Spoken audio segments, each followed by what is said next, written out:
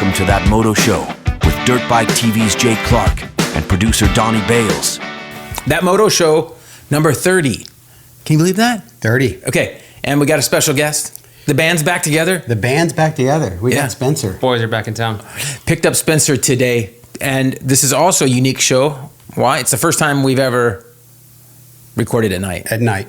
I think this is the second time. I don't think so, dude. No, as far as with me, you guys might have done one. I've never you moved done out of state, brother. So you know. I was here for quite a few. Yeah, so this is our first one at night, and we were able to schedule this out. This is Spencer's birthday. For those that wonder, in the last show we talked about us going to a trail trip in Green River. We called an audible because of weather, and it was really wet here. I don't like leaving California when it's wet. Okay, it makes no sense, right? So called an audible, and the weather wasn't going to be that great up there. Really bad for Spencer's travel from up north there down to Green River, Moab area. Yeah. It was going to be really cruddy both days of travel, and it was raining in California, so it's going to be amazing here. So picked him up today, going to shoot the show, going to ride the next 2.5-ish days, do some bike work, hopefully get some bike work done too, and some filming of some stuff. We'll get some stuff done, and then get him back on a plane and back home. Your birthday's the 15th? 14th. Pi Day. So anyway, so March has been cool. We took a quick trip 2 weeks ago. I was up in Utah, went up there, and we got a break in weather. It was the craziest thing in February. We got a weekend where it was just amazing, 60 degrees. It was 35 in the morning, but it was 58 to 60 degrees high. And we went out by the Bonneville Salt Flats up into these mountains called the Dell. Rolled. Is that north or south of the 80? It's both sides. It's on the 80. It's on the 80. And it was on the mountains kind of stuff was on the north side of the 80. And this is 30 or 40, no, 50 miles before Wendover. Wendover, yeah, 50 miles or so. Middle of nowhere. And then we went on these dry lake beds. I have a few shots of us just blitzing across. Totally fun. Just, 90 miles an hour or so. Yeah, wide open. My odometer wasn't working on the dual sport. I don't know why, but we fixed it. So that's a funny story. Broke it, or it broke previous to that? No, Magnet was in the wrong hole. Oh, I see. Yeah. So so everybody thinks I'm this expert, but I only learn half or more of the stuff I've learned is from doing it wrong the first time. Trial and error. I'm saving a lot of other people problems in the future. So, so make sure if you put a magnet in your rotor that it's lined up with the pickup. So that's one thing. So really fun trip. And then the next day we rode 2 days. We rode there one day, did a bunch of miles and cut in some tracks. And then the next day we rode east of Provo and just found some wet sand. It rained a week or two before, and got some wet sand, just carved in these cool tracks. We got some photos of us just on that dual sport that we had here that was in Dirt Bike Magazine. We had it here last show. That dual sport's awesome. Spencer's loving it, right? Mm-hmm. And I hopped on it and I was this thing's awesome. So pretty happy with it. It's the same as yours except linkage, really. Yeah. And really happy with that bike. So it's really cool. Mine's for clearing logs. Yes, yeah. I know you do that a lot. I know you're just locked full up and hardcore enduro cross, just wheeling over logs. Yeah, so then I get back from there. And K-rails. Yep. Yeah, so one of the comments we got in our YouTube comments is guys want us to talk more about our trail trips. So I said, fine, we've had that. I'm fine talking about them, just not on some of the more secretive ones, not necessarily mentioning where they are. Sure. Okay. Hey, can you ride literally straight from your house in Provo? if I have a dual sport. Yeah. How Yeah. far is something from you to ride at? 20 minutes. 20 minutes. To get a single track, 20 minutes. It's still a little ways, yeah. Yeah, it's a minute, but it's fine. In the old days, it was closer. And believe it or not, 35 years ago, I went up there with a friend of mine, Dan, and he took me through right in Provo, took me right up this canyon, right?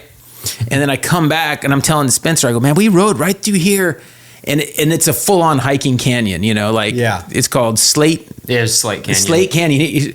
And I went up there, and I remember it was just a magical day. I'd never really trail rode in my life. And we're on an ARM 250 two-stroke, 91, 92 in there. Sure. Get up into the mountains, and we see a bear. It's the first day of snow. It's like this October, like we get a tiny bit of snow on us. It's just a really cool day. Of course, we run out of gas. I get over to the canyon. When you see the bear, you run out of gas? Nah, we get over to this canyon. He had a bike with a bigger tank, so he rode back, got a truck, picked me up. I sat out there. It was trail riding experiences in your 20s. You learn things, You ever seen that video on YouTube with a guy hitting the bear? Yes. Yeah, punching the bear on the mountainside. That's pretty gnarly. Yeah. Well, speaking of animals, in Slate Canyon, a few years back, the video of the guy getting chased by the mountain lion for hours. Yeah. Slate Canyon. Oh, wow. Yeah. So he was walking. Maybe he won't be riding there. He was walking backwards for like an hour or two, and a mountain lion was following him the whole way to his car. So that's also on my house, which is great. Well, we got back from that trip, and then the next week we got more rain here in California, so I got some fun tracks in, rode with Rado, got some hill tracks in, so it was pretty fun. So now let's talk Supercross. So, and he'd look up what the weather's gonna be like in Birmingham, so we can at least talk about that, because last year, remember, it rained and it was a mess. Oh, yeah. Bad. So as far as everything else, Webb is taking over this series. We're gonna assume that's still the case after Birmingham, and they've had this little break. They're coming back to Birmingham. You just can't give Webb like any confidence, or just he thrives on that. Right.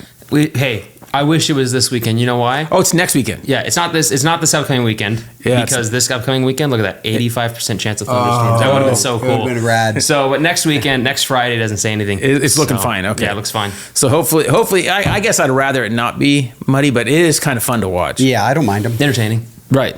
So what have you thought of Supercross, Donnie?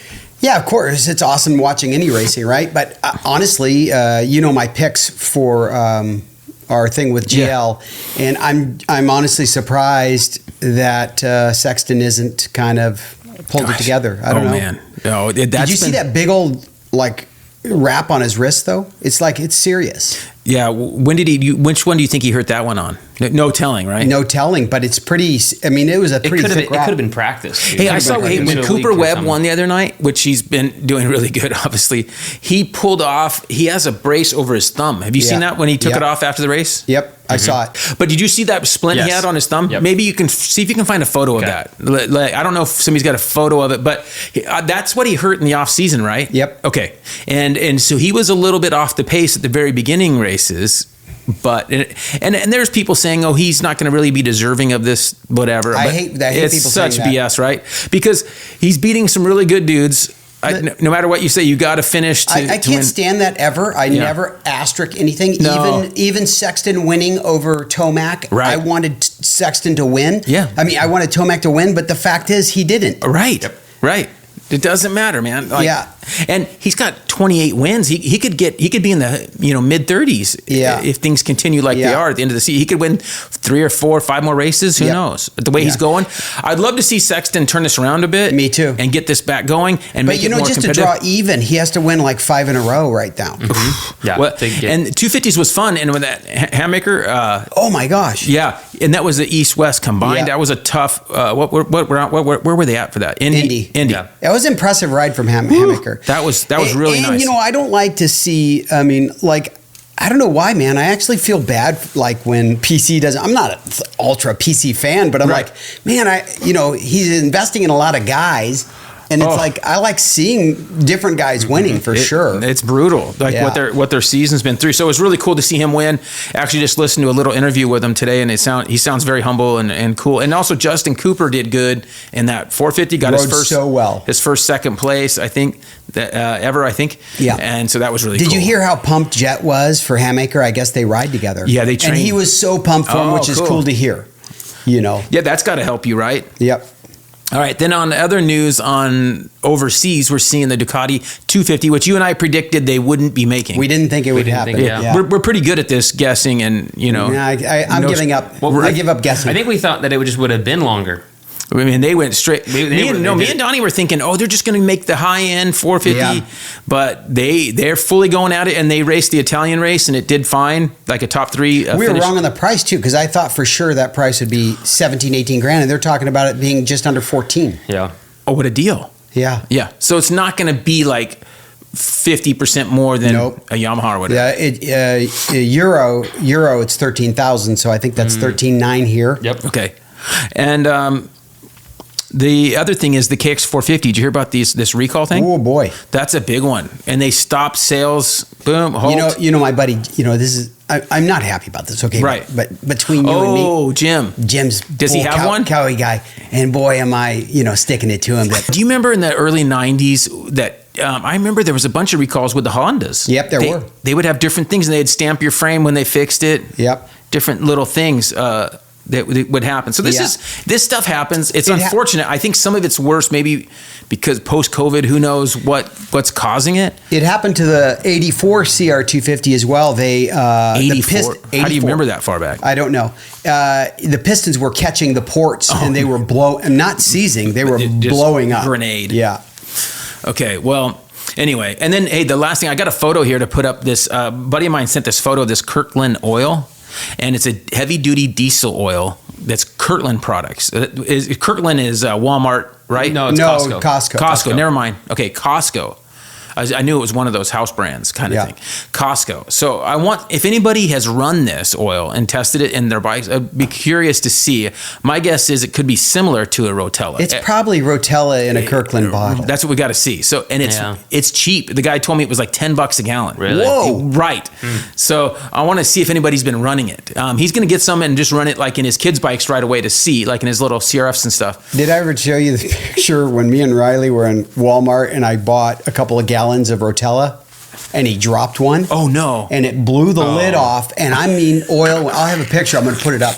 Oil went everywhere. And I was like yelling, clean up on aisle 4. It just blew it up. And that's a big cleanup, man, because it's like you really need some solvent or gas down to really break it, right? Mm-hmm. It's a simple deal. Hey, let's talk about this fancy machine behind you I just picked up today. Oh yeah, this is a beaut. What did Spencer think of this? I'm pretty excited. He found out about this today.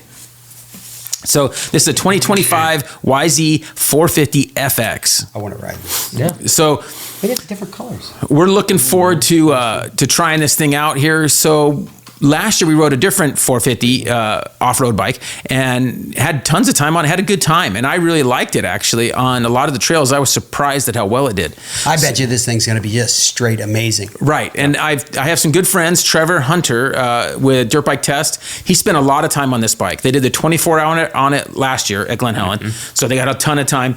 And then he races one in some other races and stuff. And he's got some suggestions on gearing, a couple little things so we're going to do some videos with it stock first, right at stock, do a couple of his suggestions. Going to do some tuning tool things. We want to use the tuning tool. This bike, what's nice is the FX version on the map switch stock. If you switch it to the blue map, the secondary map, it is like a detuned J map, J map, a little bit easier. J code. Less one. Now, and even the higher map on this one, the stock map, isn't as gnarly as the F.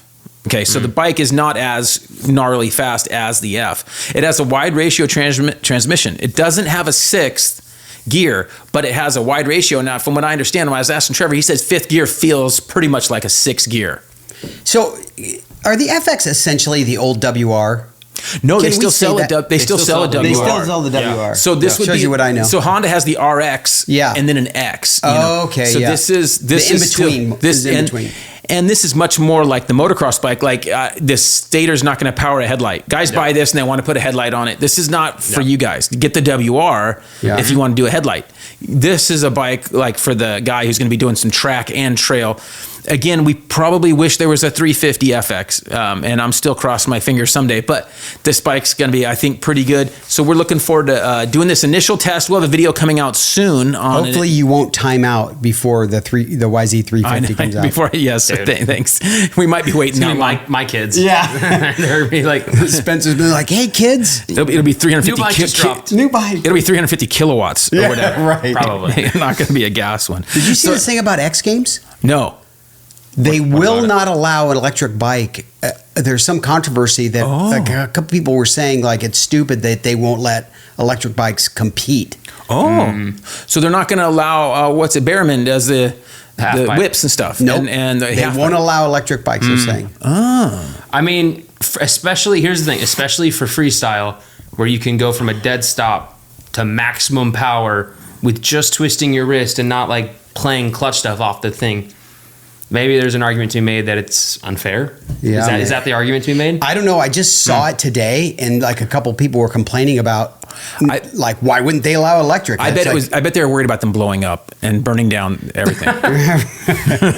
That's what somebody else was saying that you couldn't ride was it like Faulkner was saying you couldn't ride an electric bike in Supercross really competitively because of how important the clutch is, like in the whoops. Oh, for sure. It'll be interesting to see. They did some clutch stuff with electric bikes they're trying to figure out, but Pretend like a simulated clutch deal. on the electric trials bikes, they have a clutch. Interesting. Yeah. Okay, well, all right. So now we are on to project bike stuff. We've been working on. We got our frames back from San Diego powder coating. I took 2 frames down there, about 50 years apart in age. 2 Husky frames. Got our 72 400, 2019 TX 300. I got some photos for you to put up. They do a great job on these frames. We did Bengal silver on all the parts. So on the vintage bike, we did the frame, the swing arm, the triple clamps. We did all that. We did a lot of pieces on it. And Norm Francis is helping us with a ton on the build. So I'm kind of getting things together. So he's a huge help on that. These frames came out really nice. So that TX 300 is the last of the carbureted 300s, and that's probably we'll probably keep this bike. I think a long time. I think Spencer will be riding this thing when it's 20 years old. His kids will be riding it. Right, it's gonna be that old. Yeah. So we got started on that, and I did some videos. Ask you a question. Yeah, go ahead. Let me ask you a question. Are there any bikes right now that you regret getting rid of or wish you had, other than this? Obviously, I know that the TX we had a TX 300 that was a carb TX 300 was a 2017. Yeah, and we sold it when we had a bunch of bikes, and then now he regrets it, which is why he picked up this one. That's why I picked up this one. I got a good deal on this one. I sold it to this buddy named Steve, and then I see the bike the other day, and he's put on some Chingas tires, and I'm like, oh my gosh, dude. And he's convinced that the Dunlops were too squirrely. And I'm like, dude. You know what you should do? Yeah. Moving forward, you should have contracts for everybody that buys a bike from you, that they can only like some certain parts. That's all that can go on there. He's an older guy, and his kid was with him when he bought it, and I made him understand. I said, you guys understand that you're not selling this bike. Okay, it can stay with you guys, but if you're going to sell it, it comes back to me for the same price or less. Yeah. Okay.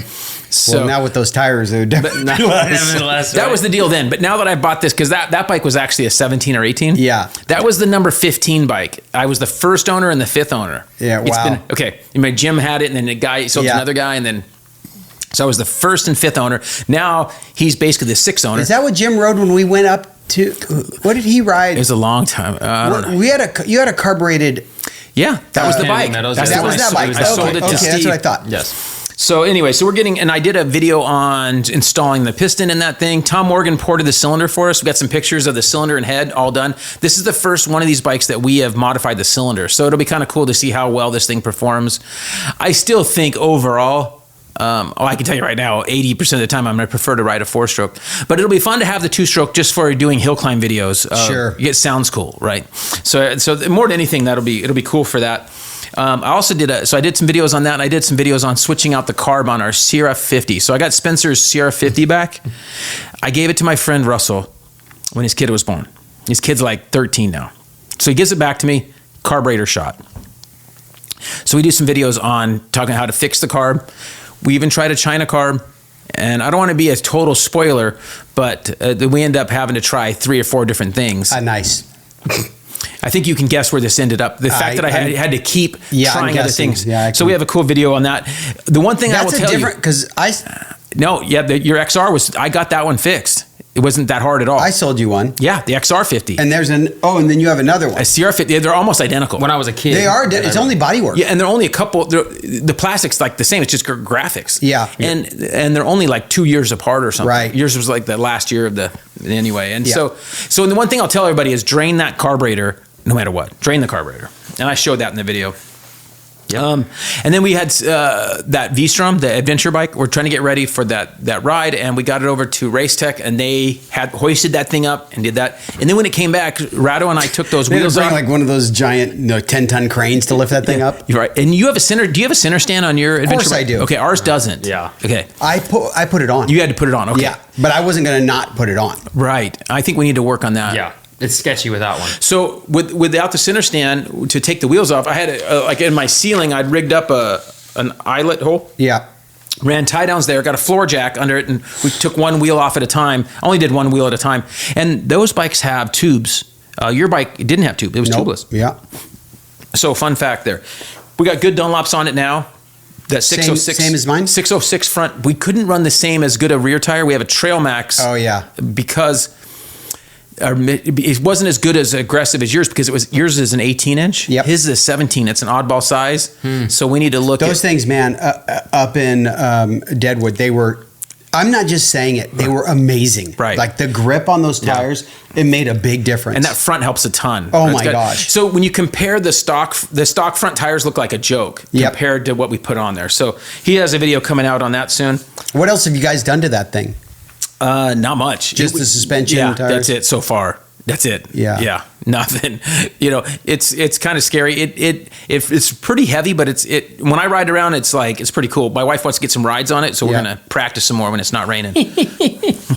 So the new videos we have out now, we had the KDX 200 piston video come out, and I can't believe how many positive comments we got on that. We have a few of them coming out later, but tons of people like KDX 200 content. It's a cool looking bike. People like it. I think it's cool. So when we rode them, Spencer and I, we have a video coming out soon comparing it to the RMX 250. Yeah. They're both 1993s. I don't want to give it away of what happened. But on both bikes, especially the KDX, when you sit down in a saddle, so you're sitting down in there a little bit much. So it's a little hard to get standing up. It's like it wants you to sit down, which is kind of tough. So unused to what we're doing now. Yeah. And then we have It's the funny, kicks. I always want to sit down. So You probably have no problem with it. I like that bike. Right in the 90s. Yeah. Yeah. I trail riding is so much better standing up. Way better, yeah. It's just, I was joking. And I was with somebody and they were talking. A guy, he was really. It's called Moto Ventures. They're across the street from Kuya. They do training. Yep. Okay. He rode with us and myself and Rado the other day. We were talking about Jet and how he does a lot of standing. Jet at times looks like he's trail riding, right? Yep. And he's in this resting, standing. So he's standing, but it's in a resting, comfortable position. Yeah. And I find myself now on my last trail ride, I was riding with a slower group, so I wasn't have to try as hard, but I kept myself in this neutral standing up position where I wasn't using as much energy. And I feel like it was less energy consuming other than my legs being sore at the end, but that's going to happen no matter what. You're in this good rider position and you're using less energy than if you're sitting down and getting up, sitting down and getting up. If you can stay standing in a good position where you feel comfortable, it's so much better. Of course, you need those type of flowy trails to do that, but that's what we have. They say also not to let your knees go in front of your feet. Have you seen that? Mm-hmm. It's like, so your knees aren't supposed to pass your feet. That makes sense. So your back is straight. You're much straighter than you think. And you're much straighter for that than you resting think. spot. Yeah, I'm definitely much straighter. Now, I got some cool footage here you can add in of the snow day up in the desert. And got some great footage up there. It's just so cool. Nothing beats the desert when there's some snow on it. And people think it's fake or whatever. They're like, how is this? Or they think it's not good because they're used to snow. If you're in snow in Michigan, even if it's a nice day, Totally it's all different. It's all muddy underneath Yeah. or icy spots. This is like golden magic we have dust. super, super dry snow. Right. And that Yeah. makes Yes. a big difference. And the dirt is sand. Right. And you're right, it is dry snow because when it's melting, it's hardly making the trails muddy. Yeah, no, it gets really dry. So it's really cool. It's evaporating as much as it's melting. Yes. Yep. It's so incredible. So yeah, that's a good thought. I didn't realize that. So, all right, YouTube, let's get into some comments, Spence. Comments? Maybe comments or questions? Yeah, comments. Comments, okay. Let me look at my phone here. Oh, we got comments here? We got These comments the same? there. They are the same. Okay, Colton. You can just look right That's here. true. It's bigger. I like it close to me, so I think I can be in the mic. Okay, gotcha. Colton, but you can follow along. Colton says, many years ago, this was posted. These are my two dream bikes. Wondering if you guys still have them, and would you be able to give them away? So this was on CRF 250RX and CRF 250R video, and I believe it was a 20. 2018 or 2019 that these videos were on? It was old. Yeah. But either way, the guy just wants a free bike. He's like, So anyway, praying hands. Well played. Did he have praying hands on there? no. But that could have, if he put the emoji, it would have been, please, free bike. So I always joke around, like if somebody says something and I go, man, I'm a pretty nice guy. I'm just not that nice. Like, all right, what's next? Matthew says, what are the recommended jets for stock on the YZ250 to make it sound crisp and clean? Okay, crisp and clean is really easy. You just run the Pro Circuit jetting specs for your bike. It's so easy. And those YZ250s are so good. If they don't sound like that, I would check your oil mix. That you're not, maybe you're running a real dirty oil. You can email us, but those things just sound perfect. I love YZ250 two-stroke sound. I like the sound of them better than riding them because, vibration and everything. Yep. And I'm not tough enough. So there we go. Kaiser says, search through your videos online of rebuilds and don't see one where you have a difficult or stuck swing arm bolt. Requesting that video. Okay, so unfortunately, that video, we did have one, I think, in Instagram. But it's so hard to find that stuff in Instagram. So I will give you some tips. If you have a axle, which we've had done, a front axle, a rear axle, a swing arm pivot, a linkage, if a bolt is stuck, the first thing you do is lay the bike on its side with the nut off, so you're going to hit it out from that side. With the bike all the way down on the ground, the bars are down touching the ground. Okay, so the bike is resting on the ground. Now it's firm. If you're on a stand trying to hit it or do anything, it has nowhere to go. Then I would get some, hey Donnie, we got that, let me grab it real quick. Okay, we're back. Got some PB Blaster. So the thing I would do is and this leads right into these other fine products that are all power sports related from Blaster Products. This company, which we've all seen for like 80 years, makes now power sports products. So hopefully you'll be able to find these things soon. We got some great stuff, chain lubes and all that, but PB Blaster will soak, and it's a penetrating lube. So first lay it down at the side, soak it into those spots. That's the first thing. Okay. Then next, this usually just that letting it soak for a little bit will accomplish a lot. Okay. 15, 20 minutes. Try that first. And then if you're struggling, you can do it overnight, come back the next day. Then you want to get a piece of brass or aluminum and a really strong, good sledge. I like to use a hammer. I mean, not some wimpy little hammer, but a legit hammer, and put gloves on because you got like a 50% chance of hitting your hand. Whacking your knuckles. Right, if you're not used to it. Yeah. So get a good grip.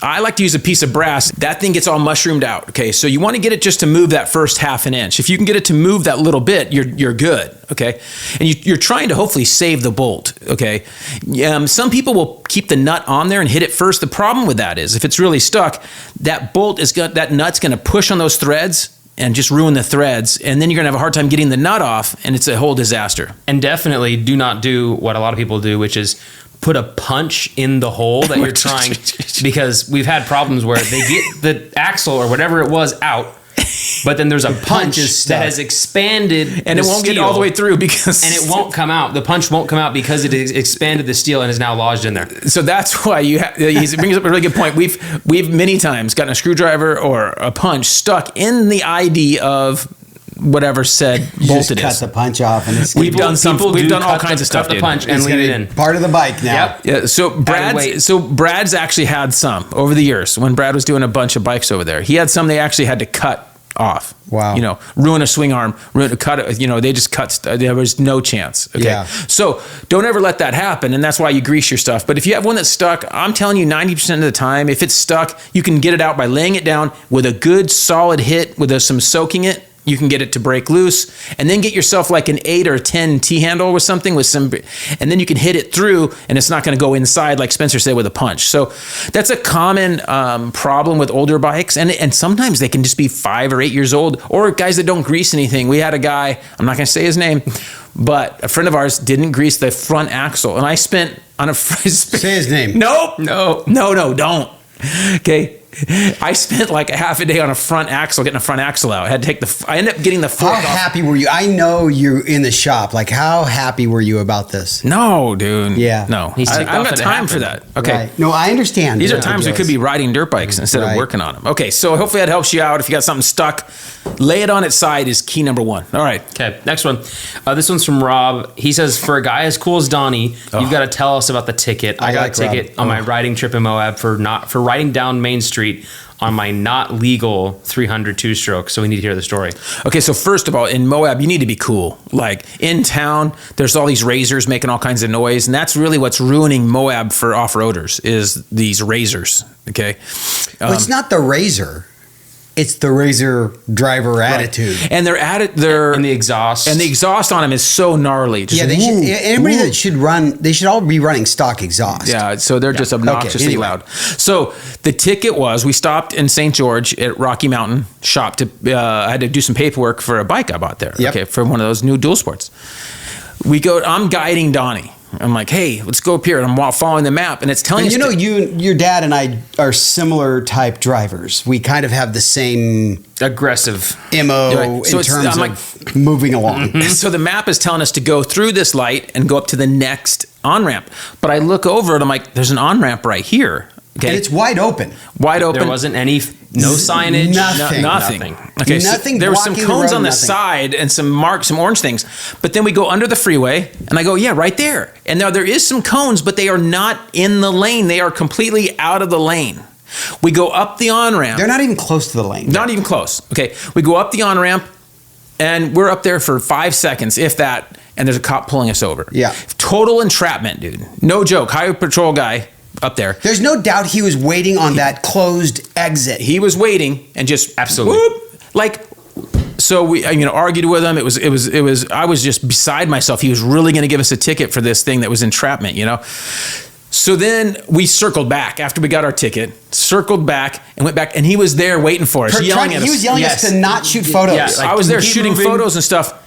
So luckily He was like, "I'm going to give you another ticket," Mm-hmm. and we're stopped shooting photos, and he's also stopped in the opposite lane. So Yeah. he's basically Yelling at you. yelling at us, Yeah. stopping traffic, and we're not stopping any traffic. It was a disaster. And then we drove to that. I was fired up. We went to the Highway Patrol station. We went to the Highway Patrol station. No one about was this. there. Wait, this was a weekday, and the Highway Patrol station was closed. Ghost town. Anyway, Utah stuff. So anyway, luckily Beehive we're State. not gonna. We had a friend who works for a different law enforcement agency call. He talked some reason to the guy and got it out. We could have gone and fought it because we had dash cam. Donnie had the dash cam on, Yeah. and we showed the dash cam to this friend of ours who's in law enforcement. He's like, we showed him the dash cam footage. And showed him the photos. No one could believe it, but this guy just The guy came in hot. He was first. mad. So when we're getting he walks up, starts yelling at us. What are you thinking? Why are you driving up this? What are you doing? This is for emergency vehicles or police cars. Like he doesn't come in and go, hey, like, did you not see the cone? Just comes in hot. And then Jay here goes back hot. I know my father. Yeah, yes. yeah. So for a while there, I was worried we were going to get arrested, or at least I was, and then not be able to finish the ride trip, that we were doing. So when we caught us back there taking photos, Donnie's like, "Hey, let's just go." Like he's obviously fired Donnie's up. worried about getting his van impounded. So we got it fixed though. So luckily we didn't have to The do donut anything. shop was probably closed. That's why he was so mad that day. Yeah. The guy was definitely, and He he was one of those. Yeah, I hate to stereotype, but he maybe looked like 5'5", very angry little person. Yeah, it wasn't good, and Yeah. so we shouldn't have to deal with him again. And our experience there has been really good, and the speed limits are pretty high in Yeah. Utah, so we don't have much of a problem. Knock on wood, we're pretty good. And the speed limit is pretty much higher than the rev limit on my Sprinter, because my Yeah. Sprinter can only go 81 or 82. Yeah. and the speed limit's like 80. Mine does 86. Right, show off. Okay, so I don't think I should be going any faster No than way, 80, dude. 81. I've driven his van at 82. I run mine on the rev limiter the whole time. Yeah. All right, what do we got? This is from Thanks, Red. Rob, for thank telling you, me I'm Rob. so cool. This is from Red. He says it's not stupid if it works, or if it snaps off, it's stupid. This is about the lever bending trick with a wrench to fix a bent lever on a bike. Okay, hey, will you send Donnie a link to that Instagram? Hey, you know Post- something? I'll send it to him. That's the way we had to do it in the 80s because we couldn't afford levers. Right, and it was just like, what are you going to do? You're going to bend it back. You're gonna bend it back. When you have a lever on a bike and it's bent like this, if you put a wrench on it, the box end of the wrench, and you twist it, you're not putting any pressure on the perch. You don't want to break the the master cylinder, or in this case, if it's a clutch perch, you want to break that, or the hydraulic part, you don't want to break that. But if you bend it just right, you're not putting any pressure. People go, you should put it in the vise. It's like, no, man, I think it's safer right where it's at, and bend it, and you're putting pressure only on the lever. So we have a good video showing that. We did on Cody Suzuki. He comes in after practice, and you can see it's pretty muddy, and he has that. Hey, I fell on my mountain bike the other day and bent my lever. Did the same thing. Same thing. Same thing. Probably only like a 14 millimeter wrench or something. Yeah, it was like a 12 got over it because it doesn't have a ball in the end. Okay, so it's really small. I had to use like a 21 or some 22 millimeter wrench. I used one of the the longer ones so that I could get more like control over it, and then I just bent it back. And you got it sweet. Oh yeah. All right. What do you got, Spence? Andre says a smart guy on these here YouTubes said it's easier to add than to remove. Jay, this is a cool method to remove some, way nicer than something I could have come up with. So this is a tool. They're here. So my friend Scott Bennett told me about this. We were playing with fuel level in the CR. We've been messing with the suspension on the CRF 250. And oil level. What you got right here, with the oil level, adding and removing oil. What you got right here is a main jet. And I just buffed it off a little bit, made it a little bit more round, so I just heated up the hose and pushed it on there, and it fits right in our little syringe here. And you could just pull out. I got a video that's here that you can kind of put in there, and you can see that you could just suck out right exactly to where you want to be. And you have to have the fork off to pull oil out. So and it helps if you have somebody else, or you could put it in a vise. And you could hook that up. Sorry, this is going right in the air bleeder hole, for those that don't know. So it's the same threads as the air bleeder on most bikes. I'm not sure about the KTMs, but I think it is. I know. So in the Honda and Yamaha and all those, it's the same. So right there. Really cool, easy tool you can make. Believe it or not, was a lot of comments about guys who were pretty stoked to learn that one. I just learned it recently, so it was kind of cool. Well, it's amazing because you're not getting any dirt in there when you're doing this. No, and not losing. And you get way more accurate. I've seen people do it, and it's just kind of a guesstimation. Yeah. Like they're not getting, so we're getting pretty accurate. And then I added, so I took like 15 out, and then I added back 5 on the race day and got it back a little bit. It seemed to help. So that was a really cool little tool where you can do yourself. That's awesome. For adding and removing oil at the forks. Super awesome. That's awesome. House says great editing, or great review and video as always. Fast-paced editing and info. That's on our 250FX review. Oh, good job, Spencer. Yeah. This is talking about you. And so we're going to do this. Spencer. Thank you. Yeah, so great video. If you haven't seen that, go check out that video. Make a note to have a picture of that. Hey, you know what? Thumbnail. I absolutely love Spencer videos. I bet you do. They're the best. By far. Yeah. I love them too. You're my favorite editor. I know. Spencer. It's 133% less work for you. Yeah. Okay, way less work. Another video that I edited is on the must-know dirt bike hacks and tips. Yeah. House, the same guy, says, so great, thank you. Yeah, so this video, again, I talk about this one every show. If you have somebody that hasn't watched this video yet, go check out our 125 hacks and tips and tricks. And we have a new video coming out. What's it called, Spence? 133 things. That's basically it. A little bit different than the other one because it had a lot more shop tips. This one is just going over every part of a dirt bike. We actually haven't counted the number of tips. I just thought it'd be cool to call it 133. 133 makes sense. It could be higher, but it's 45 minutes long.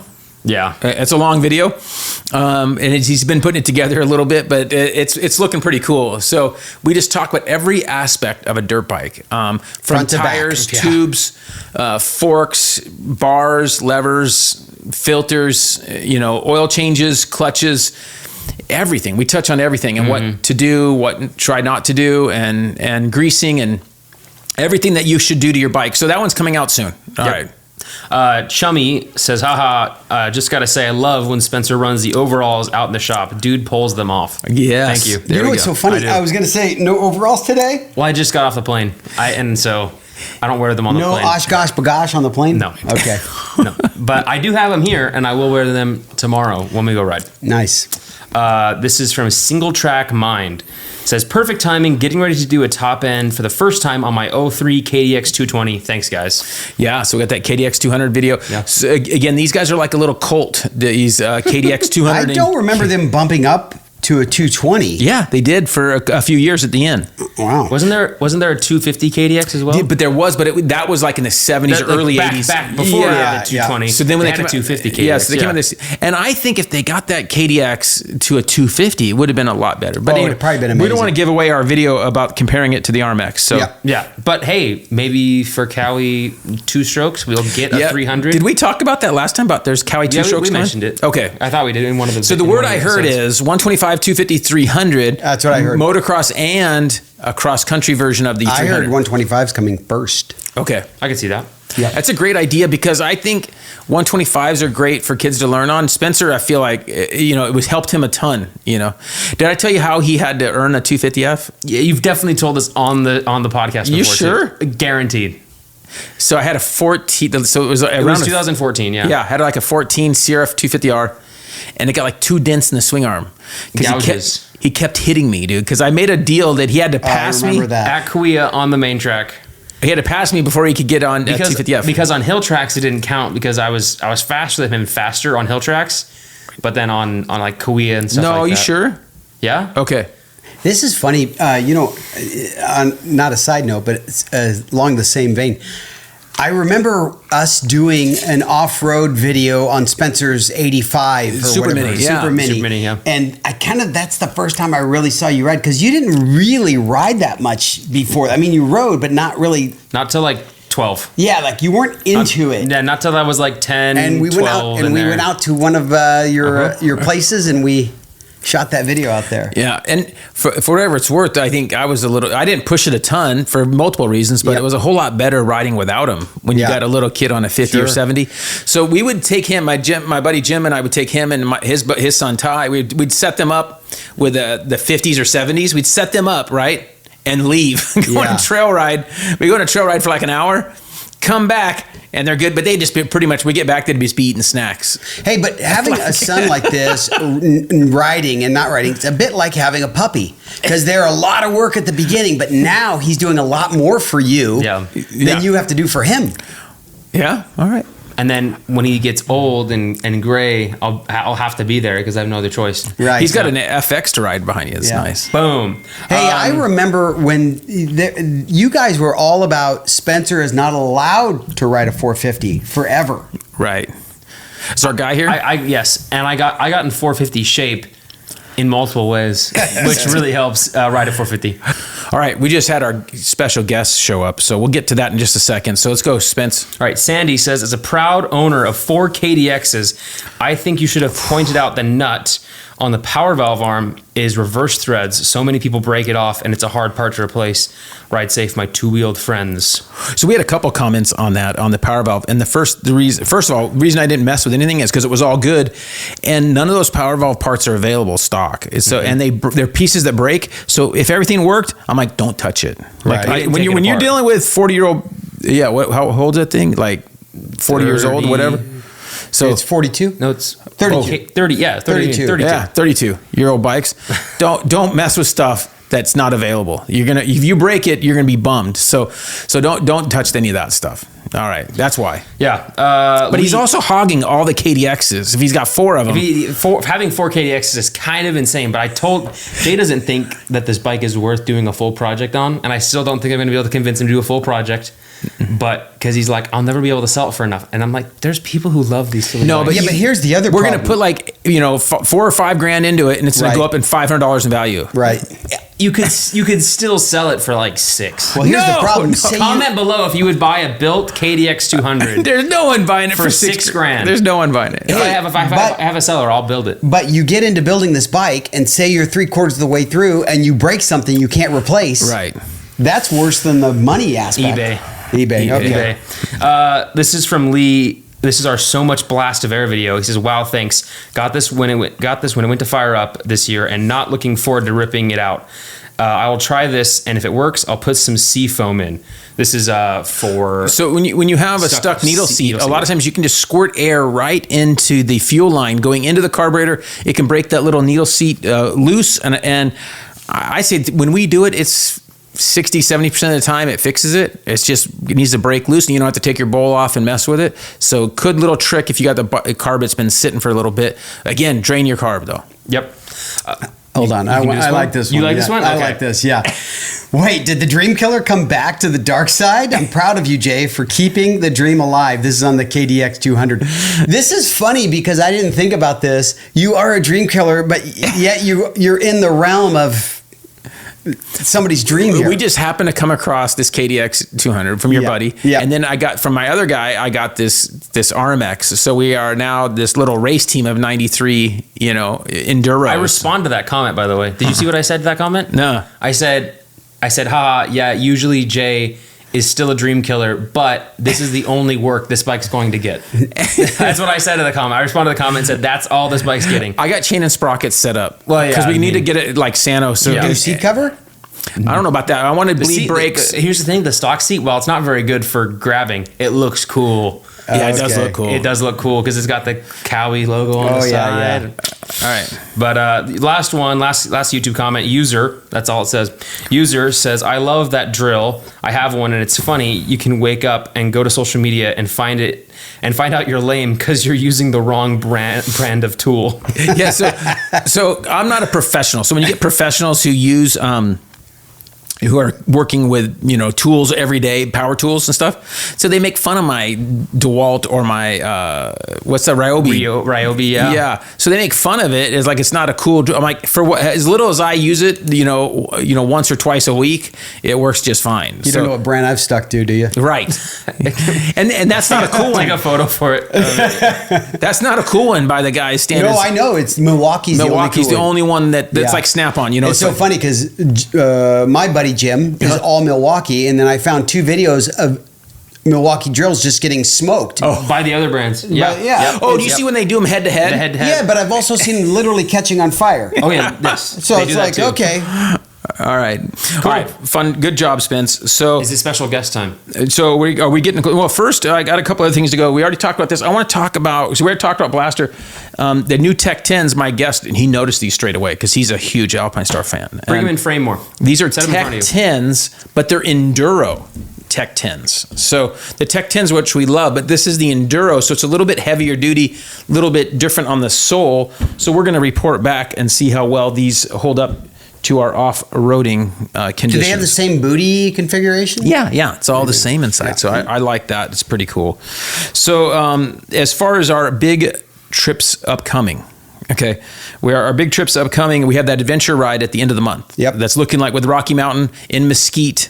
Yeah. St. George Mesquite area is that ride, and then later in April we have the early in April we're going to try to do another Green River Moab area ride. We're going to try. So that's our hope. What do you call early? Like the second week. I'm 'Cause going it to be can't- in the land of paradise that week. No, you're going on the 20th. No. When that's what I was going to get to. The 2-stroke race is the 18th and 20th. I'm saying I'm going to, on that second week in April, I'm going to be, Because you're gone. yeah. No, you got the dates wrong. Oh. Because you're saying the 2-stroke race is like the 18th to the 20th range. That's when ACDC is going to be at the Rose Bowl. Yeah. And Spencer just invited himself. Oh, nice. He wanted to come in for the 2-stroke gonna be race. there? I'm going to be He's- I'm going to be in another state. I see. One you can only fly to. Yeah. So he's going to be there. But so the weekend before that, maybe we go to, because you're not going 2 weekends, right? 11th to the 18th. 11 to the 18th, that's 7 days. Okay, I'll look at that. Yeah. All right. So Map maybe we go before that. Okay. You're So- missing ACDC. He told me after somebody had already booked this, or I would have told my wife. All right. No paradise. We're going to ACDC. So we got the big 2-stroke race in late April.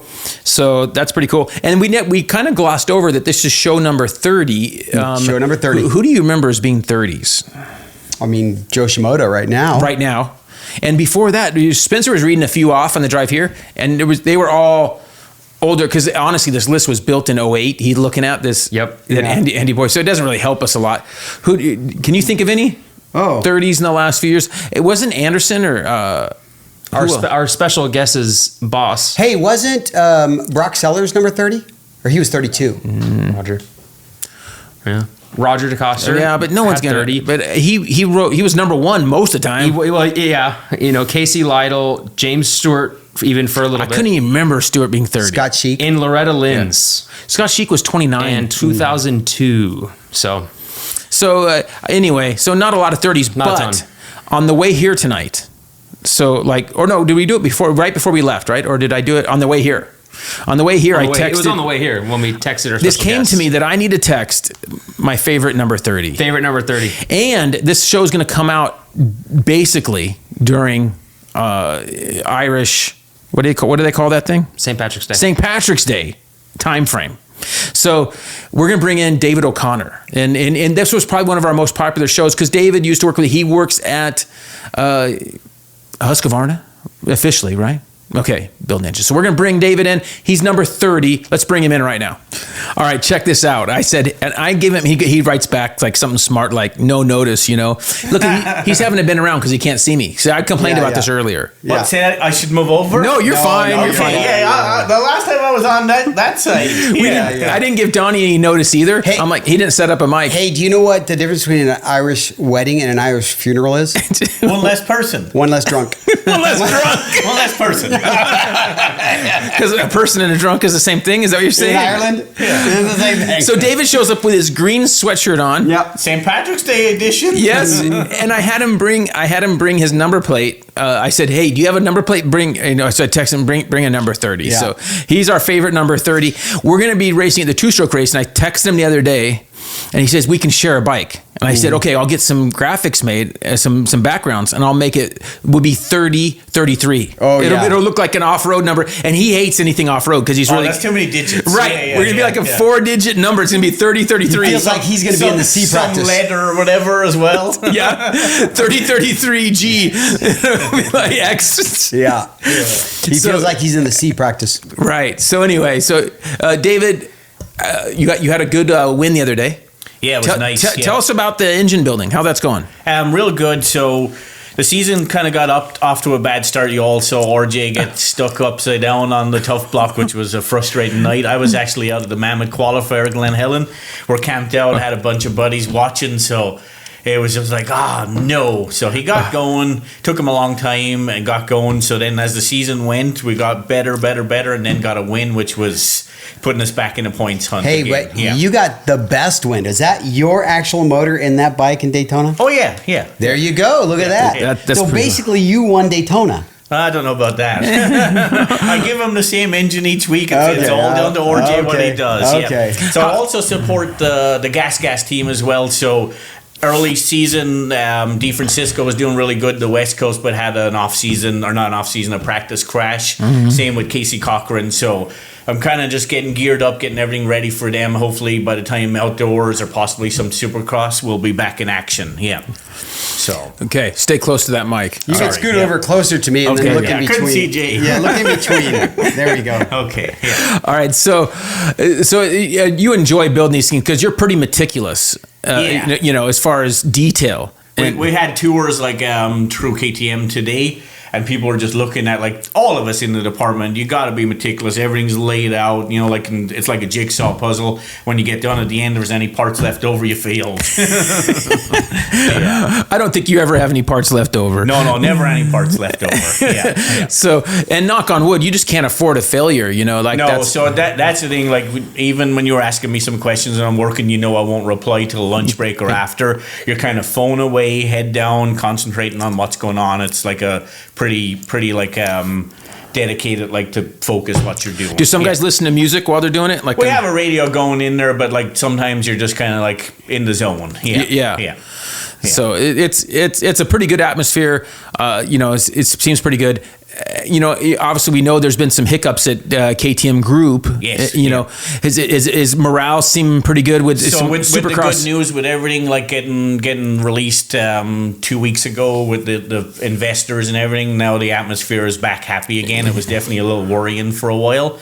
So now we're back happy again and doing good at racing. So back on track. Yeah. I obviously we hope we hope that we need everybody to be doing well. Yes. And then the little mistakes were made. I don't know about little mistakes. Maybe little mistakes is when your wife buys a few too many shoes, right? Yeah. Yeah. So this was maybe or big. too many dirt bikes. Yeah. Too many. So this was a little bit bigger mistakes. Yeah. But we need KTM and whatever brands they can keep going.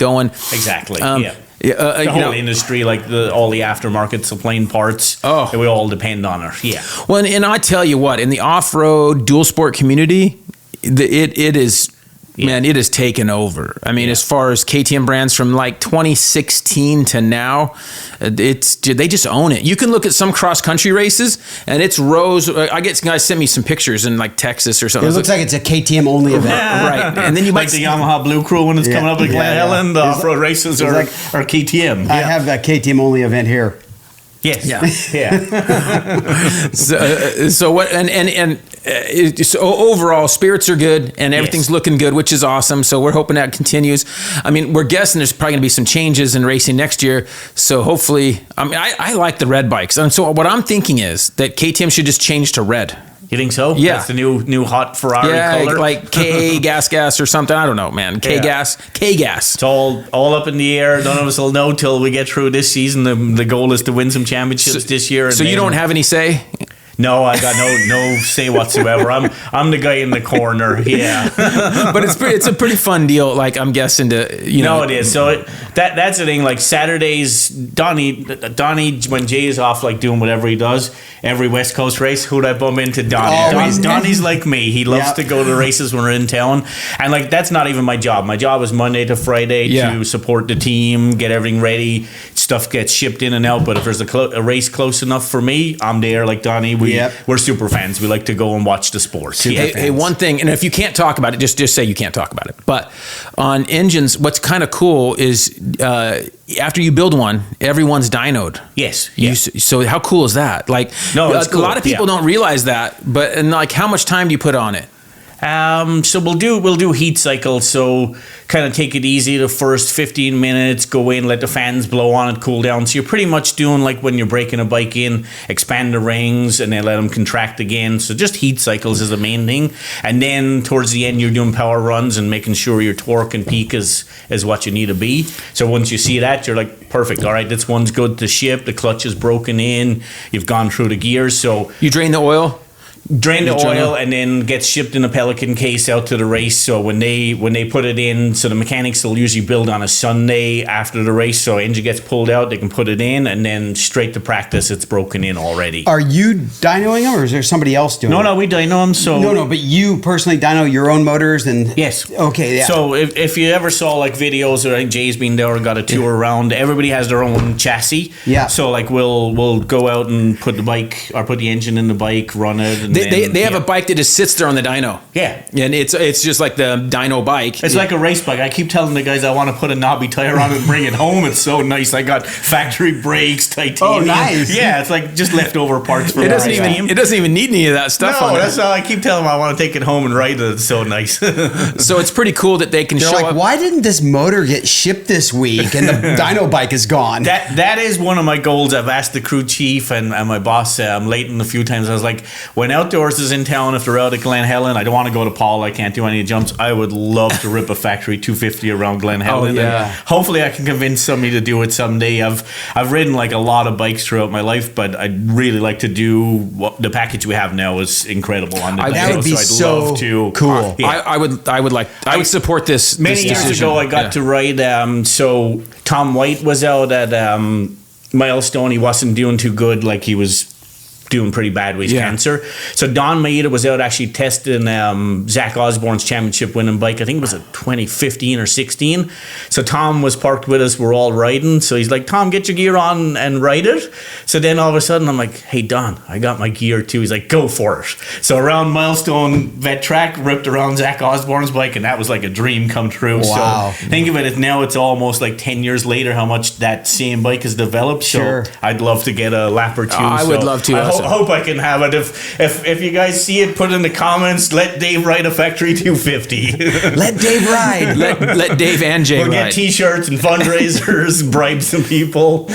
Dave and Jay. Yeah, that'd be a fun Jay's day. Jay's inserted himself in there. You hear that? No, I want to try that out. No, we all do. Yeah. That'd be fun. All right, and then you just raced this last weekend. There was a race, and there was a little bit of a memorial. Yes, for Dave Feeney. Yep, Zach's championship. championship mechanic. He was the mechanic for Zach when he won a few. He won the outdoor. He won the 250 Supercross one. He won outdoor 450. Yep. He won a bunch of races with him. And Dave was a really cool dude. Really cool. That's why I spent a lot of weekends out there racing with him. When he had off weekends, we'd go to Elsinore and ride. So as soon as it got announced it was a Dave Feeney Memorial race, I'm like, yep, I mean, I got to support this race. Yeah. And so hopefully it's an annual thing, and we'll remember Dave every year. Yeah. His wife's always out there supporting. She's out racing the whole time. She loves it. Even when Dave was doing Supercross, she's loading up and going racing while he's at a race. That's awesome. Yeah. So I got to line up beside Mr. Brownfield, dirt bike TV racer. Yeah. He was about 10 seconds a lap faster, so I got some work to do. He rips, man. He really does. The 450 is the worst thing you ever gave him, because we lined up on the gate and I'm a pretty good start. I'm like, I think I can get Cody. I'm like, not a hope when he's on a 450 now. Yeah. Whereas a 250, I'd always be ahead of him in first turns, and then he'd come blitzing by me. Yeah.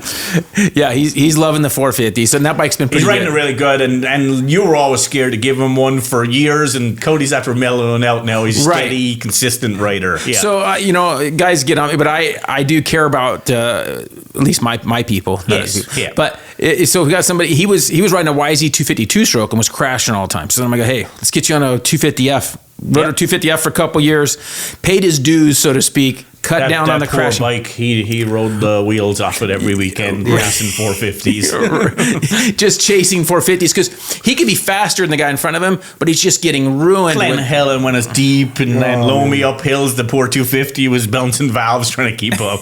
And it's just covered in roost. The bike is just all pitted up. So anyway, are you going to Mammoth this year? Yes, so that's what I did a couple of weekends ago. I did the Mammoth qualifier, so I got my entry spot and booked a campsite at Sherwin Creek, so we're all systems go. Yeah. So those that don't know, if you didn't watch the show, we should. That's episode 11. Yep. So episode 11. Episode 11. Time's being flying by. We're on episode 30 already. Wow. Now. Yeah. Episode 11. I'm glad you remember that. So let's put that link in the description. So he tells a little bit of his history, but he's from Ireland and just really loved the sport and moved here for this. And he truly is like more excited about the sport than I think I even am. No, you're hardcore. Yeah. I wish I got to write as much as you. But I'm not as much of a fan. Like, you're more of a fan. I'm a fanboy. Yeah, even though I'm in the industry building engines and won a championship last year, won a race, I'm a fanboy. I really admit it. I love the sport, and I like it. And I love couldn't watching agree with you more, man. Yeah, Donnie's the same. Like, I'm the same. We go and we watch every race that's in town. Paula's my next one. Well, hopefully, if we're in the hunt for Salt Lake, I'll get a trip to that. Hey, I got a motorhome spot. For Paula? Yeah. Okay, sounds good. So come by, man. I will. I definitely will. Yeah. So that's on my calendar. Yeah. That's one of the dates in there. But if we're doing good in the series, hopefully I get a trip to Salt Lake. Yeah. Nice. Are Jim and Scott staying with you in the motorhome? I don't think so. Didn't think so. Now, Jim might stay, but I'll talk about it later. But yeah, I got a spot. Nice. Yeah. For Paula. Glen Helen's open that day. See, that's the thing is, I would go ride Glen. He likes to ride more than watch. We can watch. There's a term we call... Watch one race, and then you have the rest of the year. There's 51 other weeks you can go ride dirt bikes. No. Yeah. You do it on Tuesday Every Thursday. week could be your last week. Like, it could be over. So you might as well just get as much in. So we have this term in the U.S. There's athletes and athletic supporters. Yeah. So you might have to explain to him what an athletic. You can tell him after the show, but I prefer to be an athlete, at least on those. I'm a mixture. Yeah, I'm a mixture. When it's in town, I go watch. You're not an athletic supporter. Okay. All right. Okay. Just trust me. All right. You'll tell me later then. Okay. This is an off-air discussion. Yeah. Okay. It's from our 70s and 80s. We had to wear them in gym class. Yeah. Okay. Yeah. Remember? Did you have your PE teacher would check to make sure you had it on? Yeah. Oh yeah. You had to pull the strap. Oh yeah. Mm-hmm. Oh yeah. It was the thing. I'm feeling young. I don't know what this is. It was a little strange, man. It was a little strange. All right. So now, tell us your thoughts on this number 4 guy. This guy is the fastest guy. Fastest guy right now. Fastest guy in Supercross. And the last 4 weeks. Also, I picked him 3 weeks in a row. And then I finally gave up last weekend. I didn't give up. No, don't give up on the guy. We know he's got the speed. He's just got to get consistent. I've stuck with him. Okay, good job, Donnie. But it's costing you. It's costing me. I'm low in the points. But here's the deal. Like, so you have a rider and he's getting 5th place each week. How do you teach him to go fast? This guy has speed. That's the most important thing with dirt bikes. Right. You can't really teach somebody to go fast. He's got that part. He's got to figure out the rest. Yeah. Dude, his shoulders he looks like he could lift a dirt bike. Yeah, yeah. So I hope he can get this turned around. Donnie and I were just talking about eight rounds to go, so hopefully we get a race to the end. It's going to be an exciting season. And the points aren't as bad as it seems at 15. It's not a big deal. If you win 3 or 4 races, you're right back. It's right there. Yeah. And there's no guarantee that Webb gets second every race. I mean, stuff can happen. We're coming up to a lot of outdoor stadiums too, so it could be a total mud fest. And who we expect to do good is stuck in a rut or bike overheats. You never know. We were hoping for some rain at Birmingham. It's a possibility. It's a possibility. It's raining this weekend. We looked at the weather, but unfortunately, it's not this weekend. It's next weekend. So but there's a few like Seattle. You never know what happens there. True. That's the rainy city. And they got an open stadium. For sure. Yeah, they got an open stadium in a place that rains all the time. Yeah, that should have been like last round, and hopefully May is sunny. Seattle's depressing no matter what. I have a daughter that lives up there. She loves that area because it's green. Yeah. But for me, it's so it's California the last week after rain. It's finally green. We'll have green for like 2 months, max, and that it's going to be it this year. So it's that part's nice. So you're getting ready for Mammoth. I'm excited for you. 2-stroke race first. That's my big goal. I gotta start riding that 2-stroke. Are you okay with the 30-33? No, okay. That's like not. He's already possible. said no. That's not possible. He's already said no twice. No. I'm not doing like the National Air and Hound series. Just tell him he's got to ride number 30. There you go. Yeah. I got to ride 30. Yes. Yeah. Because I'm only going to do one moto. But you got to make the numbers for me too. Thank you, Decal Works. So I'm only going to probably do white plates since it's an open class. It's an open class. Okay. We're not on a little baby black. What bike is it? Is it a 300 or a 250? 250. Okay. 250 gas. Yeah. 250 gas. At the Moto one or the last year we had an Enduro. Oh, Moto. Yeah. Moto. Okay. Yeah, Moto. Yeah. All right. We might even put a big boy rear spring on. I have some time this time. Usually the 2-stroke race, what happens is I borrow the day before. I borrow a bike on the Friday and then don't have time to go ride it. So I do 4 laps of practice and then line up on the gate. So I'm going to get to ride it once this time, which will be a plus. Yeah. That's like it's a hardcore. That's a hardcore test session. It's a race I can't miss. I just love being part of it, taking off the smoke, the noise. It's just a fun day out, and I try borrow a bike every year. To have one just for once a year is just not worth my while. Yeah. And you like riding 125s too. It's fun, but only if you ride against other 125s. If there was the 125/40 class, which there's not, and then there's like the Pasha class, which is really. We're fun, not going to go race against fast guys. No, I'm not racing a Lessie. Hey, I got a 2-stroke you can borrow. What you got?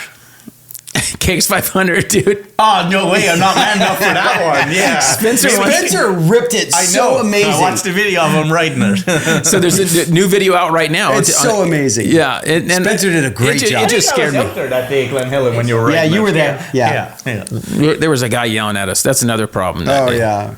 Spencer was editing the footage. He goes, it's just you yelling at this guy. Yeah. You got in a fight with some random person. Because I asked him to move. I had my helmet on. So I will say that you're 33% tougher with your helmet on. Yeah. Yeah. And which I'm not very tough. Well, after that, he came yelling at me again. Right after, did you see that? He was a nice guy. I think he's just having a bad day. I do too. All right. So hopefully, maybe he doesn't watch. He watches a show. So he doesn't know it's going to be him. Right.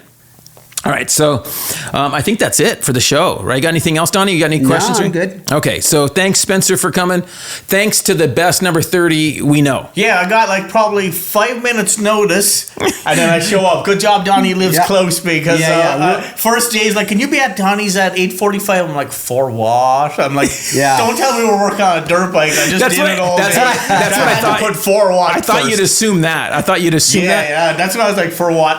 So I wrote back and said, a little quick spot on our show and bring your number plate, kind of thing. It's number 30. So anyway, because I can't think of many other good number 30. You know who was that? Ben Townley GPs. Yeah, he was number 30. And what about Craig Anderson? Was he 30? Don't know that. Yeah. Anyway, there's been a lot of pro circuit guys had it over the years. Yeah. Yeah. Speaking of that, Shimoda right now. Yeah, Shimoda. Okay. Yeah, everybody was probably expecting Shimoda as the special guest. Sorry, guys, you got me instead. You're more important to us than Shimoda. We're foreign, me and him. He's Japanese, I'm Irish, so you got a different type different of continents, but all right. Yeah. All right, David. Right, let's you're back in here. David, thanks, buddy. Thanks, David. David's knees don't bend well. You can leave your 30 up there. Put it. You can lay it down so Spencer don't. Yeah. I should get a picture of that. We didn't do songs or anything like that either. Yeah, we're gonna have to skip the songs. Yeah, skip the songs. Let's just do these questions. Sorry, I didn't bring CDs. This whole nighttime thing was so. I like it, but I don't have to go anywhere. Okay. Mark W says, Jay, good show. I listen to your podcast at work. I've been on dirt bikes since I was 5, now 54. Recently bought a 2023 Husqvarna TC 250 Heritage. Sorry, I'm a die-hard two-stroke fan. Trail rider at heart. Started racing hare scrambles and loving it. How about throwing some trail ride stories on the podcast? We have as much fun telling war stories as riding. Thanks. Keep the podcast coming. Okay, so this is the guy that I mentioned earlier. So we're going to try to talk more about our trail rides. Spencer, can you think of the just a quickest, funniest, or most frustrating story trail ride with Dad? Anytime you ride one of his bikes up the hill? The first one was somewhat of a interesting story. It wasn't even on a dirt bike. It was on quads in Pismo. Oh, gosh. And at night, it blew up as far as you can get in Pismo dunes. And so I had to sit on the quad that was blown up while he roosted me for hours on end in the Pismo dunes at night on an LTR 450, pulling me through dunes on a blown up Banshee 200. That must have been miserable. And it was freezing. Blaster. It was freezing. It was freezing cold. So that was the first time, because I was young. I was like 11, like really young. If even that. If even that, like maybe 10. And I was sitting on this Blaster 200, and he's on an LTR 470. I don't know if you put something it was big. It was a big one. And with a quarter twist throttle. Yeah. I gotta leave. He used to ride quads, dude. You wanted a quad? He had a throttle twist quad. Yeah. God. I thought these were like Pismo Beach rentals. No, we had a couple, because I did some projects with him and I got them really Dirt cheap. wheels They or were somebody, right? they were really good. They were really fast. And we made good money on them all, and we just had them for a little while. Yeah, it was like a phase. But that was the first time I did a ride that was an adventure war story with Jay, and then many more after that. Since then. We did have one. Which one? We were with Ross up in Idaho. In Idaho? Just the three of us. There's this guy, Ross, really cool guy from Utah. We were up in Idaho, and we committed. Spencer was looking on a map, and we didn't have good Onyx then. We were just using some other thing. It was really hard. We get to the top of a mountain, and we commit to going down the other side because there's a trail on the map. Whatever we were using. It was like a Venza or something random. It wasn't even Onyx. It was just some random map and the trail was not there. There was no trail. It said it was a hiking trail, and we like, we can find a hiking trail. That was old. It was just down trees. And down once trees. we committed, and we were going down the hill, and one of the bikes had a fan, and it was a 350 SXF. That's the problem. It was an 350 SXF, like a 16 or 17. That had a fan and not headlight, but it had electric start, obviously. So it had multiple and things. It was getting so hot that it was going to lose. So we had to disconnect the fan. I'm like, I don't care if it heats up because we're losing. We're not going to be able to start this thing because we keep. So then I put Spencer on that bike and I said, just don't stop. Okay, so he got on the bike and just kept going over logs and getting down the mountain, and we got to a road. I put it in neutral and let it run against a tree, and I'd go back and help them, and then get to the bike and then take off again. It was while a loner. While I was running in neutral. Yeah, it was. Yeah, we didn't keep it. So that was a tough one, and it took hours, and we were beat. And we were with Pierce Brown's dad and his group. They bailed off and knew better. Yep. So we pretended that it was awesome and epic, but it was brutal. It was bad. It was brutal. So we have learned once you cross 1 to 2 trees, there's no more 3 or 4 trees. It's 1 to 2 trees. Done. It's done. We're going back. And if there's not a trail, we're not making a trail. Because with this ride, we were just thinking we're going to find the trail. Never found the trail.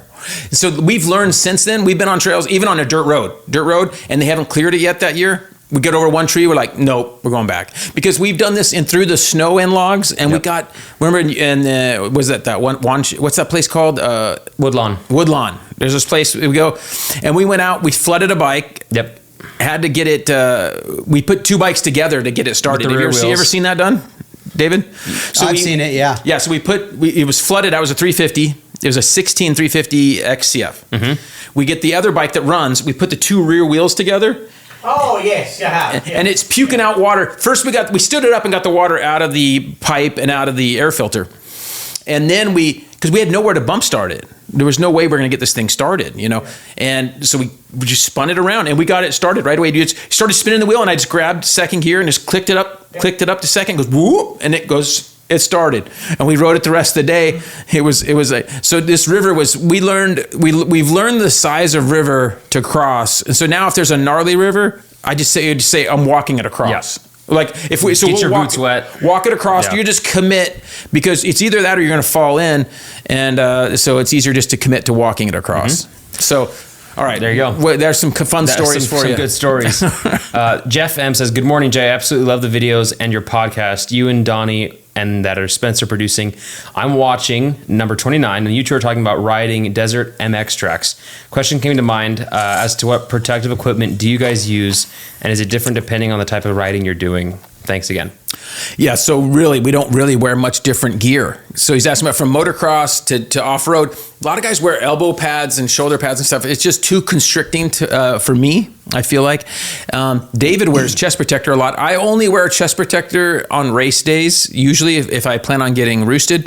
If I don't wear a chest protector, I'm much less aggressive and will not follow anybody. So I just let off. It's like that's my like limit is if I don't have a chest protector on, I'm not taking a roost. About 2 or 3 years ago, I stopped wearing one. I wore one my whole life, and then I just. What happened was I think I forgot it like a couple days, and I'm like, That's fine. oh, I like this a lot better. I don't like chest protectors because it's like a losing mentality. You're not going to be in first place, you know. I like it. Because if you plan on being roosted, that means you're not winning. Right. Ricky Bobby would not want you. So with this So logic, no David tear-offs either. No No tear-offs, tear-offs, David. No. No chest protector. If Chase wants to win these races, no chest protector, no tear-offs. He's just like, hey, if I don't get first, I'm going to get last. First is Right. last. I like this. Can you pass that on to the team? Yes. Yeah. All right. We got some good advice here. Sports therapist Spencer, sign me up. All right. Thomas N says, I get what you're saying, but I worry about spending a lot of money on a bike and not riding it if I don't like it. I should have retracted that budget statement. My bad. Okay, so this guy was asking about, he's new to bikes and he's asking, he's worried about, he had like $7,000 to spend on a bike and he's talking about getting a bike and then he starts to waffle a little bit. He's not sure if he's going to like it. So you can read my response, what I wrote. I read this response is pretty. Yeah, haha. Do you like women? If yes, then you'll like dirt bikes just as much or more. It reminds me of that meme of that guy asking questions. Yep. That's a good one. Glenn says, "Good day, sir. I have a 23 gas EX 450F with brake tech, clutch, and brakes. The clutch is considerably harder to pull than the Brembos. Can I fix this issue with just replacing the clutch master cylinder with the Brembo one, or do I need to replace the slave cylinder as well? There's no information online anywhere. Your thoughts?" Okay, so first of all, I wrote this guy and I wanted to make sure we're comparing apples to apples. So, and David's been real helpful on this. We've got an expert in the field right here. So we've talked about this a lot because I go back and forth. So on motocross, so one thing that's interesting is that there are two different, for the most part, there's only two different master cylinders for the clutch on the KTMs. There's a 9mm piston and a 10mm piston. Right, David? Yes. And the 450s and 500s run a 10mm. And then the smaller bikes, the 350 and 250s, run a 9mm, has a smoother pull. So I asked the guy, I said, hey, you gotta make sure what you're comparing it to. And he was comparing it to his 350 XCF. So sure enough, it's got a 9mm piston, so it feels really light. I said, yes, so I wrote him, yes, you can buy a Brembo, it goes right on, no problem. I go, but if you buy a Brembo for a 450, like what he had, it's probably gonna feel pretty similar to his Brake Tech one. So I have switched some stuff from Brake Tech to Brembo, and the newer Brake Tech stuff is a lot better, but I still prefer the Brembo stuff. It's got a great feel, and maybe some of it's here, but I really like the feel of the Brembo stuff. So to answer your question, also, for whatever it's worth, there's a little trick to running the 450 Masters on like a 250, 350 for that stronger pull. On a motocross track, I really prefer the stronger pull. It also, clutches last longer. I'm not, even though because I'm kind of hard on clutches, with that stiffer 450 one. So now with the trail bikes and you're all day on the clutch, I prefer the smaller one, the 09. I kind of prefer it. The only place that it kind of stinks is when I'm doing those sand hill climbs. I do kind of smoke a clutch sooner if I have the 09 in. Spencer knows all this because we have to change clutches sometimes after. I just look back. This thing has a cable clutch. I'm pretty stoked about that because bike we had last year was a hydraulic clutch and we switched it out to a KTM system on the bike last year. And I'm like, that's great. And hydraulic clutch is great, but cable clutch. The number 3 won't ride this bike if it doesn't have a cable clutch. And I'm just saying. Well, we're going to test both. I want to test the hydraulic clutch. We can test it. I think we test it and see. So I say we test it and see. And then there's also a spot for a fan. So Oh, nice. I see the mountain. yeah, so that'd that's be awesome. interesting, worth checking out. Nice. So, Yeah. so are we pretty much wrapped up? Yeah. That's a long show, great show. Sorry we don't have any music for you. Did you want to? Yes, I'll. You guys. Well, you guys are gonna get mad at my rating. Which one? This is just Def Leppard. Let's do Def Leppard. Okay. So I rated. Which, hey, just so you know, we're going to see August 20th, I think it is, in at the Indian At place. Morongo? No, what's it called? San Manuel. Sam Manuel. Okay. 'Kay. I ranked this is my top 5 Def Leppard albums. Okay. Okay. Pyromania is number 1. Okay. Nice. And I say like that. and I say best overall album. Okay. Then High and Dry is number 2. And Okay. I say it's my favorite. Okay. I understand. Hysteria is Okay. number 3. And I say it is the best 80s rock album. Okay. And then I like that he's a category for each album. And then I say Adrenalize number 4, probably I would say the strongest album from there on out. And then X Yeah, which is the best new album. So if you've listened to X Yeah, there's a ton they have some covers on there, and they have some experimental like demo songs that aren't anywhere else. What year is that? Like 2015 or is it the 2000? No, it's like 2020. Okay. Yeah, it's like newer, Okay. but it's stuff they recorded before, like throughout the years. Yeah. So So I've been, it's like a I've been listening to compilation. more and more, Yeah. and some of the stuff that came out later is actually pretty good. It's decent, and a lot of it was recorded in the early 2000s, and then they just haven't released it in a compilation till now. So Okay, all right, thanks, Spencer, Nice. for contributing. yep, Yeah, it's great. Okay, great show, good time. Let's get David to bed because it is a weeknight. Yep. He has to get right to work. We have to get up early and do some bike work, and then get to riding because there's wet dirt. It's going to rain again tonight, and then there's wet dirt. We have to go ride wet dirt tomorrow, the next day, and the next day. I got Saturday. Okay, so There you go. You could join Saturday. us. Okay, see you guys. Remember to like, comment, subscribe, all that kind of cool stuff. We'll see you guys next time.